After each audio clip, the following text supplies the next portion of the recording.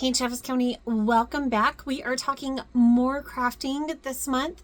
And so remember that crafting is a great way to maybe save a little bit on your finances by using things around the house, and a great opportunity to work on our mental health and exercise that creativity. So today we are making a fun little game card holder, again with things that you can collect around the house. In fact, I didn't spend anything on today's projects. It was all stuff that was around the house. So I'm going to flip my camera around and let's get to it. All right, friends. So what we need today is 2 pieces of fabric, 2 pieces of thin batting. We're going to use 2 CDs, so I just picked a couple that were scratched. And we need some buttons and a needle and thread.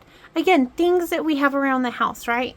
So you can tell that I cut my batting about the same size as my CDs. So all I did was throw my CDs onto my batting, went around them with the Sharpie, and then on my fabric, did the same thing, but I gave myself about an inch overlap here. And what we want to do is with our needle and thread, so I got me a really long piece of thread here. With our needle and thread, I tie a knot in the end, and all we're going to do is run a running stitch all the way around the outside of that circle.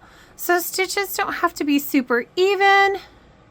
We just want a running stitch around the outside of the circle. So that's going to serve as our gather stitch here in just a little bit to shrink these down to size.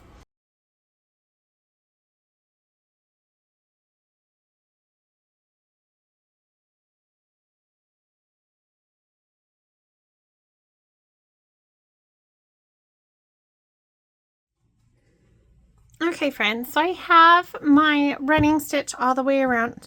What I want to do is I want to put that piece of batting in the middle and then our CD right on top. Doesn't matter which way your CD goes at all. And we're just going to simply pull that running stitch.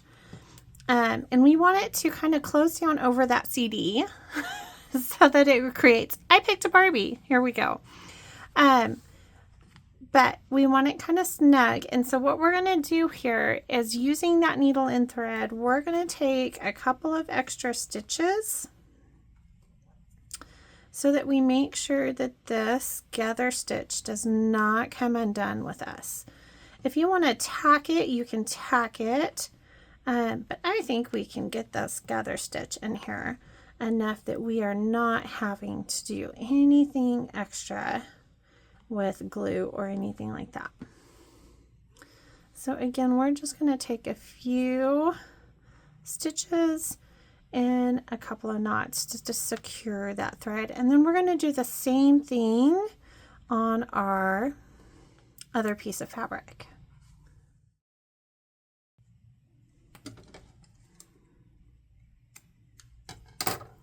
All right, so I have both my CDs done. And my tip right now, friends, is to make sure that you have that thread long enough to go all the way around and then some. So you want that running stitch to be one continuous piece of thread. We don't want it to be separate or our gathers won't work correctly. So make sure you cut that thread long enough that you have room to go all the way around. Okay, so our 2 discs are done. What we're going to do is I have myself some pretty big buttons, but all you really want to do is make sure that the 2 buttons or the 4 buttons, the buttonholes, fit within the circle of your CD, because our needles are not going to go through our CDs. So what we're going to do is, starting on the inside so we hide our knot, we are going to simply take a couple of stitches and go back in. And then what we're going to do is we're going to line up the button on our other side. And our goal is to line up our holes so that when we come through,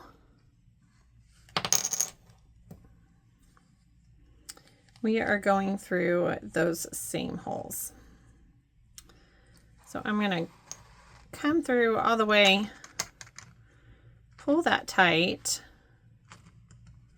just like that, so that we have our 2 CDs snug.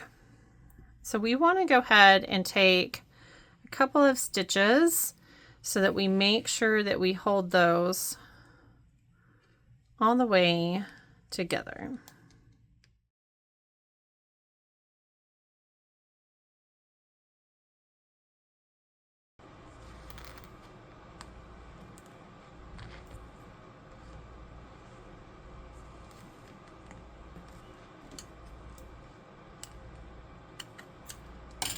All right, friends, there you have it.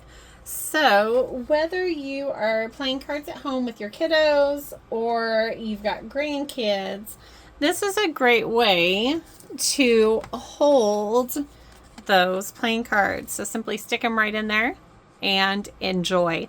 Remember, you can join us for all of our Crafting for Your Mental Health classes and right here at Make It Mondays.